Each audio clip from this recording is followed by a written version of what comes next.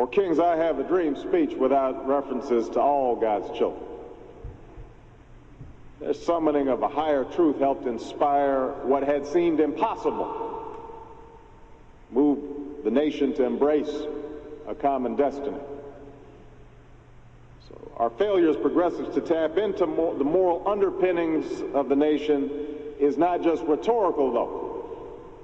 Our fear of getting preachy may also lead us to discount the role that values and culture play in some of our most urgent social problems. After all, the problem of poverty and racism, the uninsured and the unemployed, all the problems that are chronicled in this pamphlet are not simply technical problems in search of the perfect 10-point plan.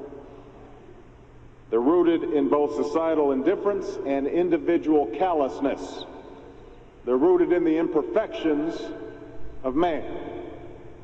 And solving these problems will require changes in government policy, but it will also require a change in hearts and a change in minds. I believe in keeping guns off the streets of the inner city, and that our leaders must say so in the face of the gun manufacturers' lobby. But I also believe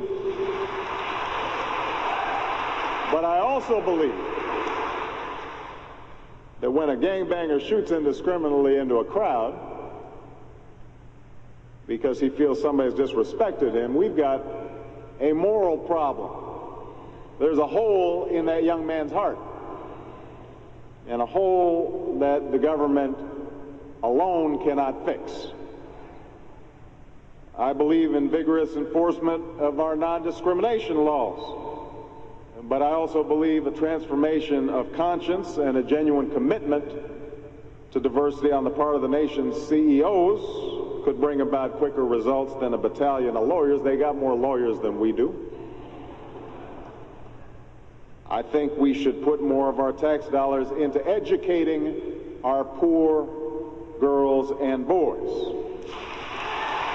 I think that the work that Marian Wright Edelman has done all her life is absolutely how we should prioritize our resources in the wealthiest nation on earth. I also think that we should give them information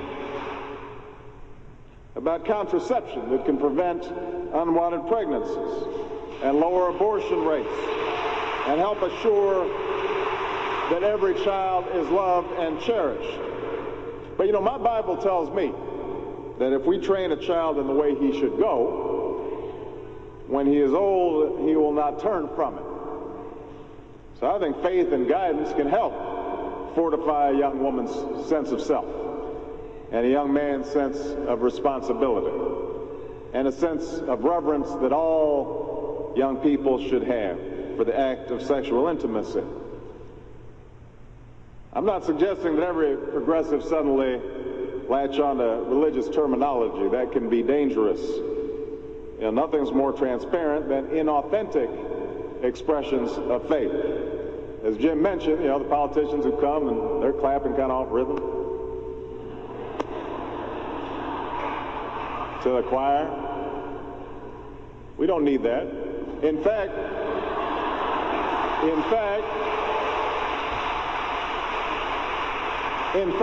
because I do not believe that religious people have a monopoly on morality, I would rather have someone who is grounded in morality and ethics and who is also secular affirm their morality and their ethics and their values without pretending that there's something they're not. They don't need to do that.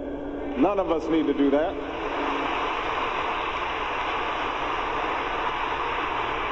But what I am suggesting is this: secularists are wrong when they ask believers to leave their religion at the door before entering into the public square.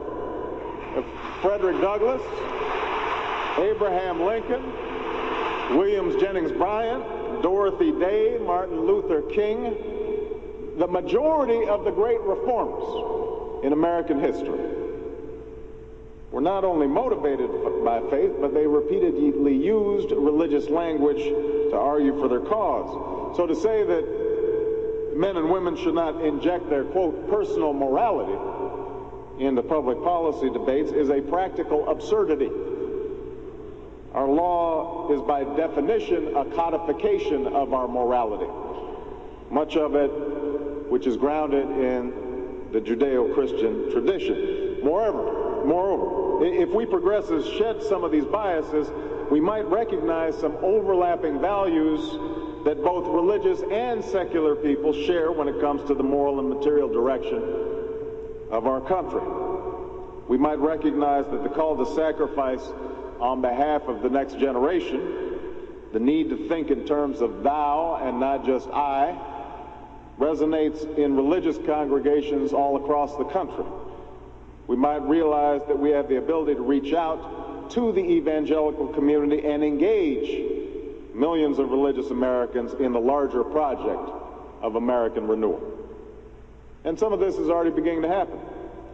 You know, pastors, friends of mine like Rick Warren and T.D. Jakes are wielding their enormous influence to confront AIDS, and third world debt relief, and the genocide in Darfur.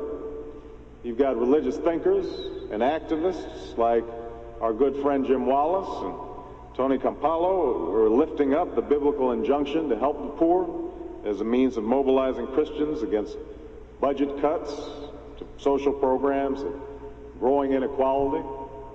And by the way, we need Christians on Capitol Hill, and we need Jews on Capitol Hill and Muslims on Capitol Hill. When you've got an estate tax that is talking about $1 trillion being taken out of social programs to go to a handful of folks who don't need it and weren't even asking for it, we need an injection of morality into our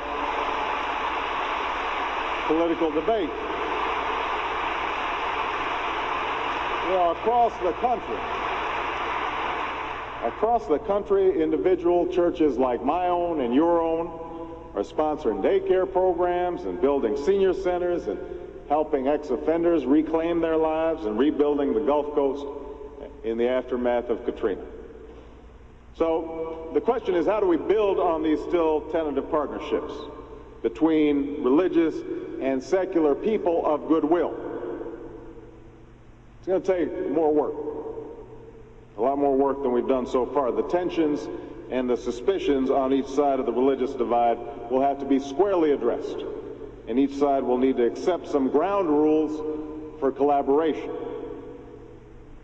While I've already laid out some of the work that progressive leaders need to do on this, I want to talk a little bit about what conservative leaders also need to do. Some truths they need to acknowledge. For one thing, they need to understand the critical role of the separation of church and state in not just preserving our democracy, but the robustness of our religious practice. You know, that, I mean, folks tend to forget, during our founding, it wasn't the atheists and the civil libertarians who were the most effective champions of the First Amendment. It was the persecuted minorities. It was Baptists like John Leland who didn't want the Congregationalists and the established churches from imposing their views on folks who were getting happy out in the fields and teaching Scripture to slaves. It was the forebears of the evangelicals who were the most adamant about not mingling government with religion, because they did not want state-sponsored religion hindering their ability to practice their faith as they understood it.